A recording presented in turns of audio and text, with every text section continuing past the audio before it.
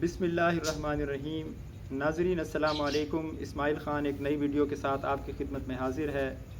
آج ہم بات کریں گے پاکستان میں سیاسی افراتفری کے بارے میں۔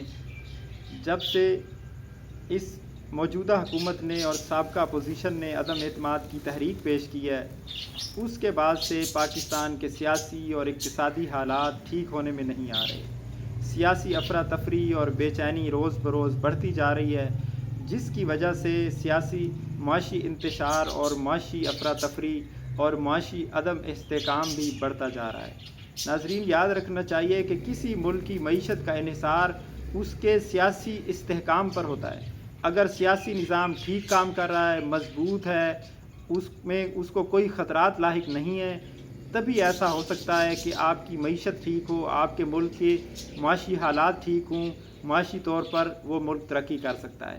اگر سیاسی بے چینی ہوگی تو معاشی بے چینی ہوگی، اگر سیاسی عدم استحکام ہوگا تو معاشی عدم استحکام ہوگا۔ بدقسمتی سے ہماری سیاسی جو پارٹیاں ہیں اس میں تحریک انصاف کو چھوڑ کر سب بہت پرانی پارٹیاں ہیں، کوئی 50 سال گزار چکی ہے، کوئی 70 سال گزار چکی ہے، کوئی ایسی پارٹیاں بھی ہیں جو پاکستان کے قیام سے پہلے موجود تھی، یعنی مسلم لیگ نواز، پاکستان مسلم لیگ، اتنی پرانی سیاست، یہ نسل در نسل شفٹ ہو رہی ہے۔ اور جمعیت علماء اسلام، مولانا فضل الرحمان صاحب، یہ بھی پاکستان کے قیام سے قبل موجود تھی۔ اس کے علاوہ جو ولی خان کی پارٹی ہے ANP، یہ بھی پاکستان کے قیام سے پہلے موجود تھی باچا خان کی صورت میں۔ تو یہ لوگ سیاست کے پرانے کھلاڑی ہیں اور تجربہ کار لوگ ہیں، نسل در نسل سیاست ان میں شفٹ ہو رہی ہے۔ یہ لوگ سیاست کو جانتے ہیں، سیاست کے حال ماضی کو جانتے ہیں، اس میں سیاسی عدم استحکام کے نتائج کو جانتے ہیں، مضمرات کو جانتے ہیں، اندیشوں کو جانتے ہیں کہ ایک سیاسی عدم استحکام سے کیا خطرات لاحق ہوتے ہیں۔ مارشاء اللہ آ جاتی ہے، انٹرنل وار ہو سکتی ہے، جو معاشی حالات بہت خراب ہو سکتے ہیں، ملک دیوالیہ ہو سکتا ہے، صنعتوں کا بھٹا بیٹھ سکتا ہے، لیکن اس کے باوجود سیاستدان ملک کے حالات سے اندھے بنے ہوئے ہیں۔ یہ صرف اپنے حالات کو سنوارنے کے لیے نکلے ہوئے ہیں، ان کو ملک کی کوئی پرواہ نہیں ہے، ان کو عوام کی کوئی پرواہ نہیں ہے، ان کو اقتصادیات کی کوئی پرواہ نہیں ہے، ان کو امن و امان کی کوئی پرواہ نہیں ہے، ان کو آئین و قانون کی کوئی پرواہ نہیں ہے، ان کو عدل و انصاف کی کوئی پرواہ نہیں ہے۔ یہ کچھ دیکھ نہیں سکتے ہیں، ان کو نوشتہ دیوار پر سامنے لکھا ہوا نظر نہیں آتا ہے۔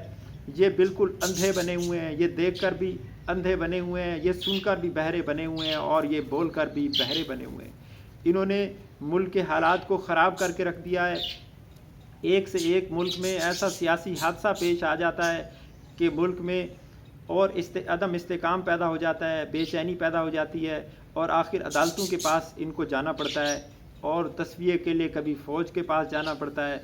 پھر جب عدالت کوئی فیصلہ دیتی ہے تو پھر جس پارٹی کے خلاف فیصلہ ہوتا ہے وہ اس کو پسند نہیں آتا، وہ عدالتوں پر گالم گلوچ کرنا شروع کر دیتی ہے، اس کے خلاف باتیں شروع ہو جاتی ہیں، اس کے خلاف ٹویٹ شروع ہو جاتی ہیں، اس کے خلاف پوسٹیں شروع ہو جاتی ہیں۔ اس کے علاوہ جو فوج ہے وہ اگر تصفیہ کراتی ہے، اگر ان کی کوئی بات پسند نہیں آتی تو فوج پر حملہ شروع ہو جاتا ہے، فوج کو نشانہ بنانا شروع کر دیتے ہیں۔ اگر فوج مداخلت نہ کرے تو یہ ملک کو توڑ کر رکھ دیں گے، یہ ملک کو برباد کر کے رکھ دیں گے۔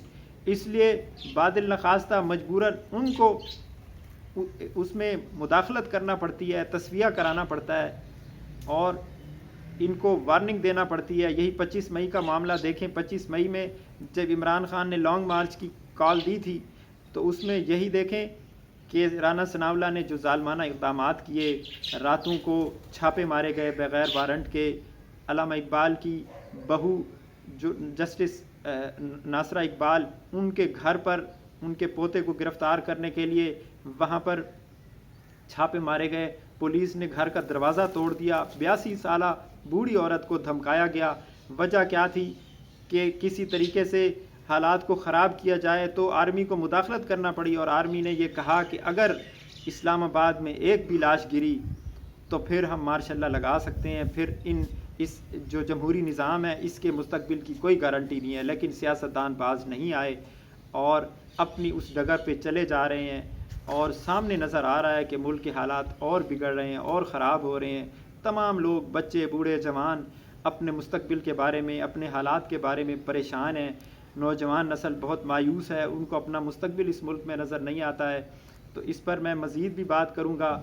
اب تک کے لیے اتنا ہی، انشاءاللہ نیکسٹ بات کرتے ہیں۔ اللہ حافظ۔